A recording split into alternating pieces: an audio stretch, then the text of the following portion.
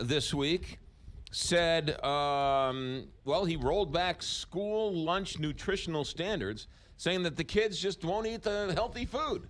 That's great, isn't it? So what's the big deal? Well, the big deal is trying to set the right standards and the right habits for our young people to be able to live healthier lives.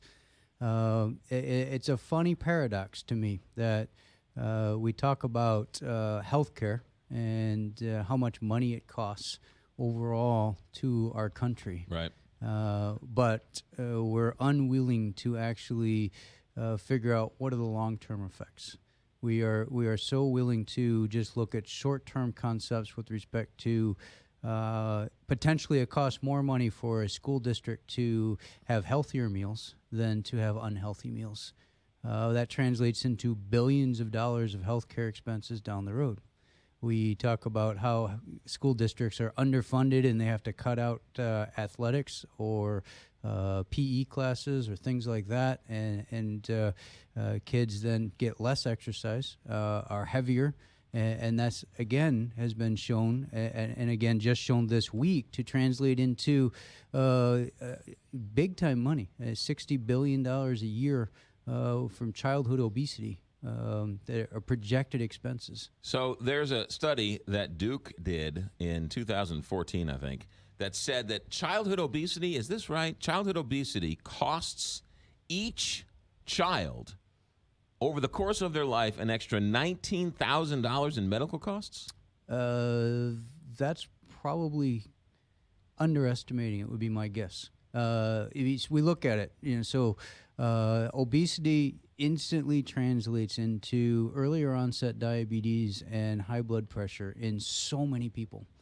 And diabetes and hypertension, those two chronic diseases, they're not additive.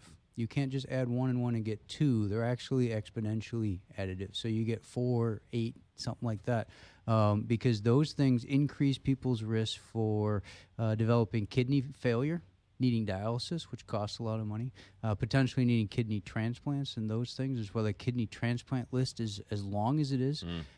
Translates into heart attacks, translates into strokes, translates into amputations, in terms of you see people who've had ulcers and things on their feet, or they have poor circulation in their leg and they have amputations. That translates into wheelchair costs. It translates into rehab costs. So it just grows and grows and grows and grows and grows. And, everybody knows if you want to set yourself up for the best possible habits in life, as a parent, you give your kids the best possible guidance. Like, here's your best habit. No kid ever, I believe, has instantly picked up a toothbrush and said, I'm going to brush my teeth 2 or 3 times a day. I've yet to meet that kid. But as a parent, you say, hey, did you brush your teeth? And they say, oh, and they trudge upstairs and they brush their teeth, and then they start lying. But you work on them to build that habit. Right. That's just one example of a healthy habit which translates into better long-term outcomes. The concept with respect to food is the same. And they spend a whole lot of time in school. They're going to get those habits ingrained in them in school. Right. This is really, really, really, really important. One of the things that one of the things that the Obama regulations put in was whole grain breads. Mm-hmm. And they did away with that and said, no, schools can now put white bread in there. Yeah. That seems to me ridiculous, because if you do a blind taste test, you can't tell the difference between white bread and whole wheat bread. Well, the answer to your question is I believe that you're exactly right. But you get into serious conflicts of interest, I believe. So why would you be advocating for white bread? Why? Yeah. Right. There's no healthy concept about a lot of our foods that are quote unquote easier and cheaper. These are over-processed foods that translate directly. These are carbohydrates that are simple, not even complex, and simple carbohydrates get translated into sugar instantly. Yeah. And the body, if it's not using sugar because we got rid of PE, it turns into fat. Right. And so now that's great. So when you have better grains and it's a more complex carbohydrate and it takes longer to process and that type of thing, so if you look at it scientifically, this is a no-brainer, right? Right. But to me, there's got to be another end of the equation. So you're looking at it.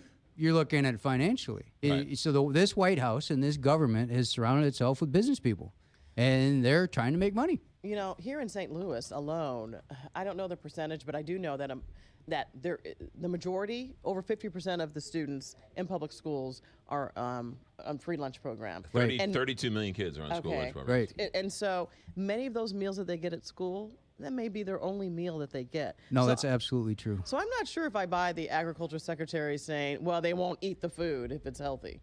Well, I could be mean and say you should look up the picture of the agriculture secretary on the internet because I really don't think this gentleman is what we would call the photograph of health. It is true that a lot of our kids in the area get most of their nutrition from school. And that's why the American Heart Association and many other organizations have focused on healthy meals at school. And our latest actually initiative for the American Heart Association is not just that, but healthy meals within and healthy food options that are related to the St. Louis city government and the St. Louis County government. So theoretically, if it ever stops raining, summer will come. And there have a lot of activities that'll be outdoors at parks and at swimming pools and that type of thing. And what are the vending choices there? And what are the choices there? Because that's out of school. And so we've been working on trying to get healthier alternatives. So you can actually buy fresh fruit from a vending machine rather than a candy bar. Right. And it takes a little bit more effort and it deals with government contracting, but it's the exact same concept. It should not be beyond our reach to be able to provide healthy food options